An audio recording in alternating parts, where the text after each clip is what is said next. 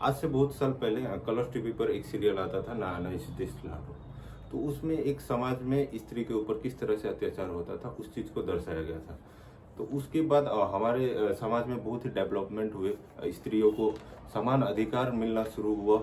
और अभी के समय में जब स्त्रियां जब पढ़ लिख कर अच्छे डॉक्टर बन जाती है तो उसके साथ किस तरह से दुराचार होता है, ये आप 9 अगस्त के आरजे कर मेडिकल कॉलेज में जो घटना हुई उससे आप वाकिफ ही होंगे। और उसके बाद इस केस को बहुत तरह से दबाने या फिर घुमाने का कोशिश किया गया। और अभी भी बहुत सारे लोगों के अंदर बहुत सारे डाउट्स है कि आखिर हुआ क्या, कैसे हुआ और क्यों हुआ। तो उस दिन नॉर्मली तो हॉस्पिटल एडमिनिस्ट्रेशन ने सबसे बड़ी गलती ये की कि उसके पेरेंट्स को पहले तो उन्होंने कहा कि बीमार है, फिर तुरंत बाद कॉल करके कहा कि आपकी बेटी ने सुसाइड कर लिया।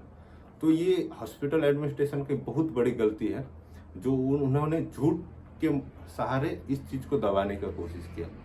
फिर जब ये बात फैली, प्रोटेस्टर्स जो उस हॉस्पिटल के डॉक्टर्स थे उन सभी लोगों को ये सब चीज पता चले, तो वे लोग पीसफुल प्रोटेस्ट पर उतरे। तो वो पीसफुल प्रोटेस्ट कंटिन्यूसली चलता रहा। और 14 अगस्त की रात को नाइट रिक्लेम की रैली निकाली गई। मसाले जलाकर उस रैली को शुरुआत किया गया। और देश भर के सभी जगहों में, चाहे गांव हो चाहे शहर हो, छोटे बड़े शहर, सभी में ये चीज मतलब नाइट रिक्लेम की रैलियां शुरू की गई। तो उसके बाद उसी रात को आरजे कर मेडिकल कॉलेज में मॉब अटैक होता है। अब ये मॉब अटैक किसने किया अभी तक किसी को कुछ नहीं पता। और इसमें ममता बनर्जी जी वो लेफ्ट और बीजेपी को ब्लेम कर रहे हैं, जैसे कि इस आर्टिकल में लिखा ही हुआ है। और दूसरी तरफ बीजेपी बोल रही है कि यह ममता बनर्जी ने किया है। तो पॉलिटिकल पार्टीज आपस में ही ब्लेम गेम खेल रहे हैं। और सभी जगह बीजेपी अलग से प्रोटेस्ट कर रहा है, टीएमसी भी अलग से प्रोटेस्ट कर रहा है। और सभी अलग अलग पार्टियां इस घटना को लेकर अपने अपने तरह से प्रोटेस्ट कर रहे हैं। और इसमें वे लोग दूसरे को ही ब्लेम कर रहे हैं, पॉलिटिकल पार्टीज को ही ब्लेम कर रहे हैं। इसी बीच जो इस कॉलेज के प्रिंसिपल थे, जो कि संदीप घोष है, उसका बहुत पहले से ही टीएमसी से बहुत अच्छा रिलेशन बताया जाता है। और कई बार उसके ट्रांसफर होने के बाद भी, दूसरे मेडिकल कॉलेजेस में ट्रांसफर होने के बाद भी तुरंत हफ्ता दिन या फिर 10 दिन में फिर वापस वही आरजे कर हॉस्पिटल में वापस आ जाते थे। और ये जो संदीप घोष है, जो कि प्रिंसिपल एक्स प्रिंसिपल है अभी तो आरजे कर मेडिकल कॉलेज के, इनके ऊपर इससे पहले भी बहुत सारे धांधली के आरोप लगाए गए हैं। और ऑर्गन ट्रैफिकिंग हो गया या फिर ड्रग्स हो गया, इन सब चीज़ों का बहुत सारे एलिगेशन इनके ऊपर लगा हुआ है। और बहुत सारे धांधलियों का भी एलिगेशन इनके ऊपर लगा हुआ है। तो ये चीज़ अभी भी बहुत सारे मतलब जगह में कंफ्यूजन है कि ये एक रेप ही था या फिर प्री प्लान मर्डर का था, जिसको रेप के द्वारा कवरेज करने का कोशिश किया गया।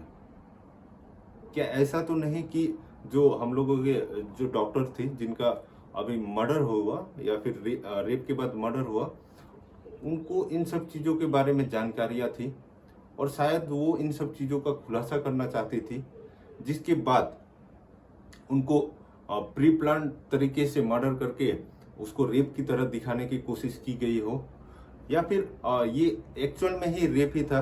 और क्या शायद सिर्फ एक ही व्यक्ति ने ही इस घटना को अंजाम दिया हो या फिर कई और लोग थे, ये अभी तक बहुत ही मतलब एक मिस्ट्री की तरह है। और बीजेपी बार बार यही ब्लेम कर रही है ममता सरकार के ऊपर कि वो इस संदीप घोष को बहुत बचाने का कोशिश कर रहा है। जो असली रेपिस्ट है या फिर प्री प्लान मर्डर का जो घटना हुआ उसको जिसने किया उसको बचाने का कोशिश कर रहे हैं। और यहाँ पे बोलने में भी बहुत अजीब लगता है, लेकिन जैसे संजय रॉय को मेन एक्यूज के रूप में पकड़ा गया और कलकत्ता पुलिस कह रही है कि हमने रेपिस्ट को पकड़ लिया, लेकिन अभी तक जो प्रोटेस्ट कर रहे हैं, पीसफुल प्रोटेस्ट कर रहे हैं, वे लोग इस चीज को मानने के लिए तैयार ही नहीं है कि किसी एक व्यक्ति ने मतलब रेप किया।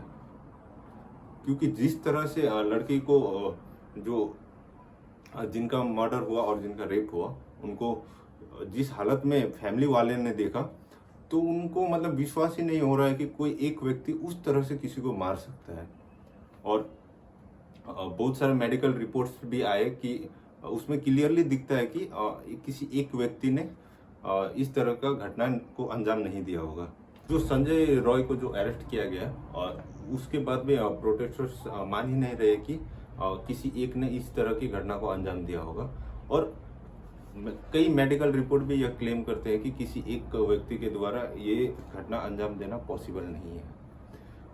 इसीलिए जो प्रोटेस्टर्स हैं, जो पीसफुल प्रोटेस्ट कर रहे हैं, वे लोग इस चीज को मान ही नहीं रहे कि कोलकाता पुलिस ने सही व्यक्ति को अरेस्ट किया होगा। क्योंकि इस देश में हम लोग कई ऐसे ऐसे केस भी आए हुए हैं, और हम लोग सभी तरह देखते ही हैं कि जो पैसे वाले लोग होते हैं, वे लोग गलत काम करके किसी भी व्यक्ति को फंसा देते हैं। अभी मैं ये नहीं बोल रहा हूँ कि संजय रॉय मतलब निर्दोष है, शायद उन्होंने ही किया होगा और उनके साथ कोई और भी होंगे, या फिर किसी और ने करके उसकी जगह में उनको रख दिया होगा। क्योंकि ये इंडिया में एक नॉर्मल चीज है। जो रोड एक्सीडेंट्स होते हैं, जो बड़े बड़े लोग किसी को ठोक के मार देते हैं, उस टाइम भी इस तरह के मतलब जो क्रिमिनल एक्सचेंज हो जाते हैं। उसके बाद क्या होता है कि जो मेन एक्यूज रहता है वो बच जाता है। इसीलिए और इस घटना को जिस तरह से शुरुआत से ही इधर उधर भटकाने की कोशिश की गई, जिसके कारण किसी को भी इस चीज के ऊपर विश्वास ही नहीं हो रहा है कि कोई एक व्यक्ति ने इस तरह का घटना किया होगा। और दूसरी बात रही हमारे देश में नॉर्मली ये एक केस नहीं है कि रिसेंटली सिर्फ एक ही रेप केस हुआ है। हमारे देश में बहुत ज्यादा ही मतलब रेप केसेस की घटनाएं बहुत ही ज्यादा होती है। अब 2022 के रिपोर्ट के अनुसार हमारे देश में हर दिन 90 रेप केस रजिस्टर होते हैं। मतलब 90, एक दिन में सिर्फ 90। उसके बाद एक दो केसेस ही है जो इस तरह से हाईलाइट हो पाते हैं, और जनता को किस तरह से हमारे समाज में दरिंदगी फैली हुई है उस चीज को देखने को मिलता है। और रिसेंटली ही इसी घटना होते होते ही उत्तराखंड की एक नर्स है, उसका भी रेप करके मर्डर का घटना सामने आया, जिसका बॉडी मतलब 7 दिन 8 दिन बाद यूपी में मिला। और मणिपुर को तो हम लोग कैसे भूल सकते हैं, जिस तरह से वहां पे दरिंदगी हुई।